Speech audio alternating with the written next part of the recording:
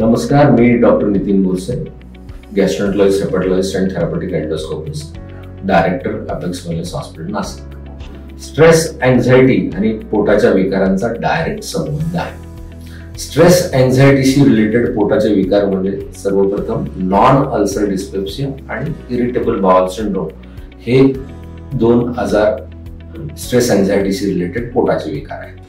आता कोणालाही chronic dyspepsia होणं म्हणजे कॉमन तक्रारी काय असतात या लोकांमध्ये? पोट फुगल्यासारखं वाटणं, छातीत जळजळणं, दम कोंडल्यासारखं वाटणं, सारखे सारखे ढेकर येणं, हा झाला अप्पर जीआय ट्रॅक्ट डिस्पेप्सिया. आणि पोट फुगल्यासारखं वाटणं, पोट साफ न होणं, संडासला साफ न होण्याचं कायम फिलिंग असणं, त्यामुळे कंटिन्युअस संडासला जायची भावना होणं, ह्या सगळ्या गोष्टी सुद्धा स्ट्रेस अँझायटीशी रिलेटेड असू शकतात. याच आजारांना आपण non ulcer dyspepsia, upper GI tract dyspepsia असेल तर त्याला आपण नॉन अल्सर डिस्पेप्सिया असं म्हणतो, आणि लोअर जीआय ट्रॅक्ट सिम्पटम्स असेल तर त्याला आपण इरिटेबल बाउल सिंड्रोम असं म्हणतो.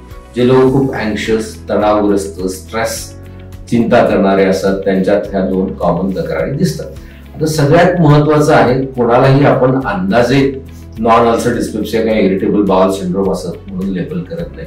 आपला सगळ्यात महत्वाचा ऑर्गॅनिक आजार म्हणजे खरोखरचे आजार जे जीवाला अपाय करू शकतात असे ह्या लोकांमध्ये रूल आउट करणं महत्वाचं आहे. त्यामुळे कुठल्याही लॉंग स्टँडिंग अशा तक्रारींना लाईक ब्लोटिंग, छातीत जळजळतंय, ढेकर येत आहेत सारखे सारखे, किंवा पोट साफ होत नाही, संडासला सारखं सारखं जायची भावना होते, तर असे सिम्पटम्स असतील तर लगेच आपल्या गॅस्ट्रोएंटरोलॉजिस्टला संपर्क करणे महत्वाचे आहे आणि इन्व्हेस्टिगेट करून पुढचं निदान करणं महत्वाचं आहे.